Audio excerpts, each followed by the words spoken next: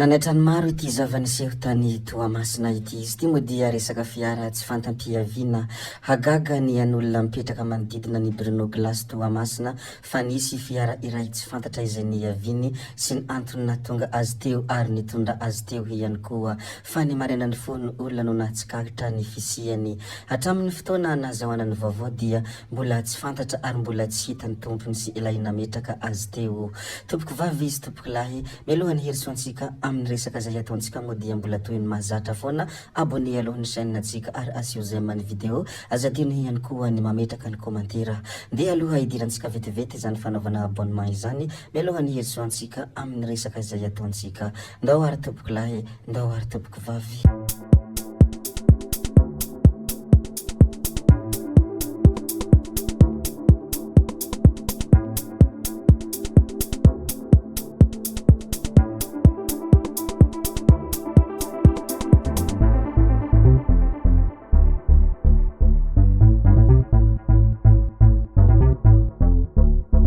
Nahanombohantsika azy avy hatrany dia resaka raharahana fana izay nisy tany soanerany vongo. Iarantsika nahita sy niarantsika nalala fa tena nafana ireny fitokonana izay nataony vahoaka ny soanerany vongo ireny. Rehefa nitokona nandoro-pone ny vahoaka ny soanerany vongo ny omaly dia nivory nitady vahaolana ny OMC sy ny tompona andraikitry ny jirama any antoerana. Tapaka fa mandrapahatonga ny milina mpamokatra herinaratra vaovao ho alefa any soanerany vongo dia toy izao ny fitsinjarana ny fandehana ny herinaratra vonjimaika alohan'ny androny anio 7 Desambra 2024. Manomboka amin'ny 7 ora maraina ka hatramin'ny iray ora tolakandro dia ambinany jiaby no mandeha ary manomboka 13h ka hatramin'ny 19h dia résidence Menatany. Fa manomboka 19h kosa ka hatramin'ny 2 ora dia anjarany Andatsadrano. Izay moa ny loharanom-baovao avy any Soanarany Vongo ny mikasika an'ity fahatapahan-jiro ity. Rehefa voaresaka atsika moa ny mikasika an'iny zavanitranga tiany Soanarany Vongo iny ndeha resika hilaza kely ny mikasika ny lozam-pifamoivoizana. Anisan'ny zavatra izay matety pitranga moa ity ary tsy foana isanandro tsy maintsy misy foana ny resaka lozam-pifamoivoizana indrindra ny amin'iny lalam-pirenena fa 7 iny. Tsy ilozany lozam-pifamoivoizana mihitsy ny eny amin'ny RN7. Nisy lozam-pifamoivoizana vaovao nitranga indray ny teny amin'ny RN7 ny Omaly Antoandro. Raha tsy ahivina dia voatsy hela akory anefa dia nisy lozam-pifamoivoizana ihany koa teny amin'iny lalam-pirenena iny ny marainan'ny andro omaly. Fa tsy nisy kosa ny aina nafoy ary efa ny entina nankany ihosy ireo naratra saingy tena nivadika ambony ambany kosa ilay fiara hitantsika amin'ity sary ity. Izahay ato anatin'ity chaîne ity moa dia manentana foana ny olom-pirenena tsirairay mba hitandrina amin'ny resaka fifamoivoizana satria efa ankaiky ny taom-baovao efa hifarana ihany koa ny taona 2024 ka mitandrema sao dia atily ny taona 2024 ary tsy hatratra izany taona 2024 izany. Ale foana mitandrina na dia tsy mahafantatra ny ho avy aza isika olombelona. Hafatrafatra moa iny fa tsy hoe akory tonga lafatra fandeha resika hivadika kely amin'ity zavatra tsara ho fantatra ity. Izy ity moa dia voasazy manao asa anterivozina ny mpivady manao divorce any Koreana avaratra.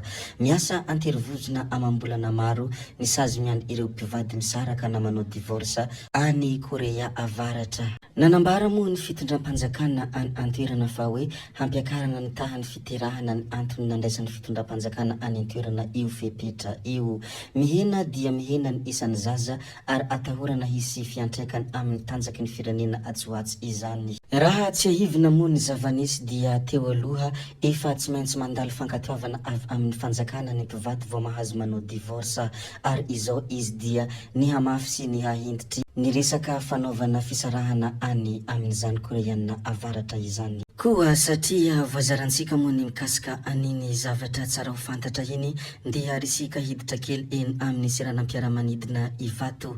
Voasambotra ny lehilahy miisa 4 mpibata sy mpamono entana tsy ara-dalàna mangataka vola antery sy mandrahona ireo mpandeha. Araka ny vaovao misy moa dia maro ny entana simba sady misy zavatra very ao anatiny. Mangataka vola antery amin'ireo mpandeha ireo andian'olona ireo rehefa tafiditra anaty fiara ilay entana. Tsy mandray izy ireo raha vola kely no omena azy ary misy aza mitako vola vahiny mihitsy araka ny fitarainany teo amin'ny tambanjotra an-tserasera Facebook sy tamin'ny ireo zandary ihany koa. Mazava ho azy moa fa natolotry ny fitsarana izy ireo ary voatazona amponja vonjomaika avokoa.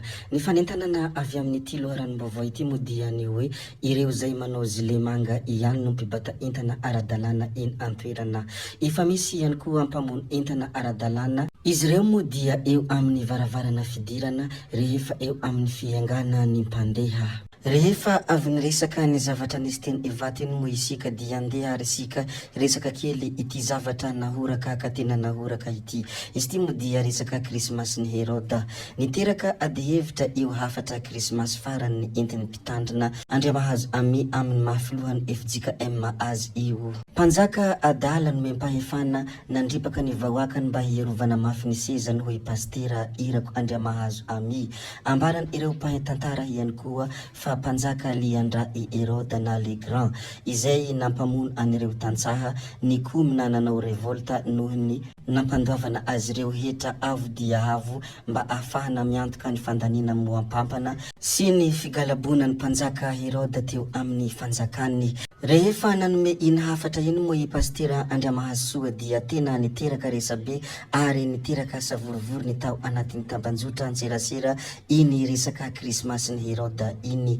Etsy ankilan'izany ihany koa dia nanome hafatra ny governoran'ny faritra Analamanga tsy iza moa izany fa Hery Rasoamaromaka. Raha vantany vao nalaza sy nahoraka moa ny hafatra izay nomeny ity pastera ity sy valin-kafatra izay nomeny governoran'ny faritra Analamanga Andriamatoa Hery Rasoamaromaka dia ireo olona mpanara-baovao dia natsiaro sy nampiatsiahy ny video somary efa ela izay ny mikasika any Hery Rasoamaromaka ihany koa sy ity pastera ity. Hitansika amin'ny ity sary ity moa izany zavatra efa nisy ny taona vitsivitsy lasa izany.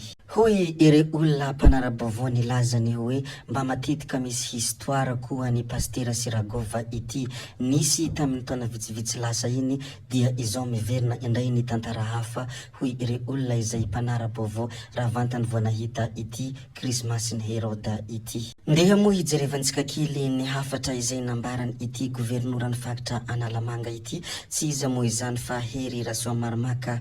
Hoy Hery Rasoamaromaka manoloana ny hafatra Krismasy avy amin'ny filohan'ny FJKM iny dia nilazany hoe tamin'ny andron'ny Heroda tompoko dia tsy nisy Krismasy safa ny eo ankevitra politika ilay izy. Aza ampidirina politika ny fiangonana fa mampizarazara hoy hafatra izay nambarany ity governoran'ny faritra Analamanga ity tsy iza moa izany fa Andriamatoa Hery Rasoamaromaka. Tompoko vavy sy tompoko lahy izay ihany koa no namarana ny videontsika koa dia mankasitraka anareo na vitanahay ny video hatramin'ny farany ary mbola manentana anareo foana ny mbola hanaraka ny video manaraka izay alatsaka iato misesisy tsy mijanona tsy anky iato. Zay fa tsala avy anay ny resaka hametra beloma izahay veloma vetivety fa tsy hoe akory veloma mandrakizay amin'ny manaraka indray no manao ny misimisy veloma tompoko lahy veloma tompoko vavy.